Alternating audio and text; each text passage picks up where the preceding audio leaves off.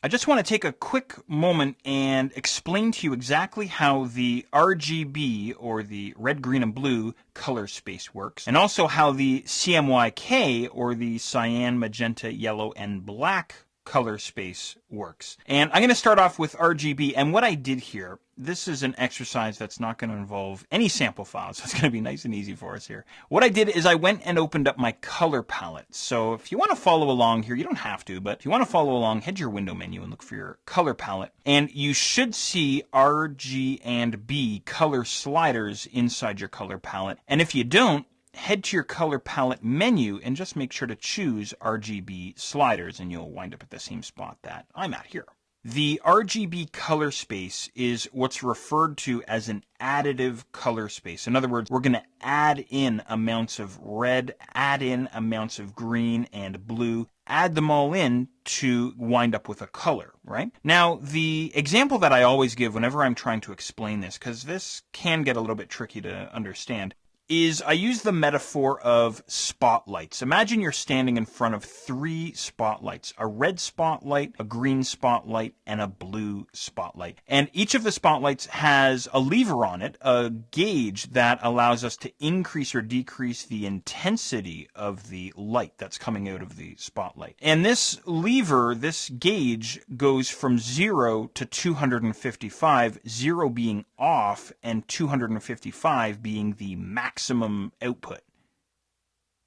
So if I turn all 3 spotlights off, the color I get is black. Now, inside my color palette, each of my sliders is all the way to the left. They're all set to 0 right now, and the color that I have in my foreground color is black. So everything's off. Now, you know, if I take all 3 spotlights and I crank them all the way up to maximum intensity, in other words, all the way up to 255, then the color that I get is pure white, because I'm looking at pure light, right? But what I can start to do is I can start to mix it up. I can say, all right, give me half intensity on the red, give me no intensity on the green, and give me maximum intensity on the blue, and I wind up with this sort of purplish color. That's sort of how it works anyway, so I hope that makes sense. The RGB color space is an additive color space.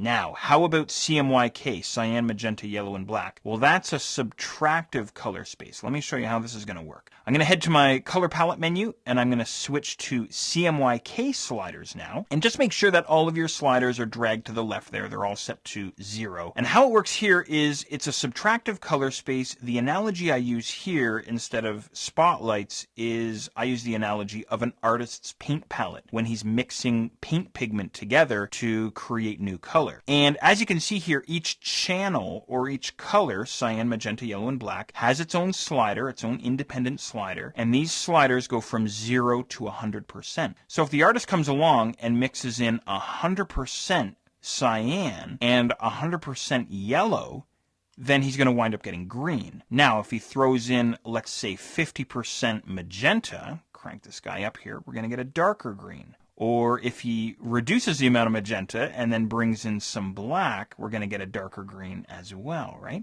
So it's like mixing inks or mixing pigments on an artist's palette. And you can experiment here a little bit. Now, again, if I mix in 100% of all 4 colors, what I get is pure black. So it's the opposite to RGB, if that makes sense. Now, the final thing that I want to say here, and I hope this is all making sense, is the RGB color space is used all over the place, from web design, blog design, on-screen presentations, video games, television. Anything that's going to appear on screen is going to be in the RGB color space. And typically anything that appears in print, magazines, newspapers, things like this, ads, that's in the CMYK color space. So CMYK is used in commercial printing, and the RGB color space is used pretty much everywhere else. So I hope that makes sense for you.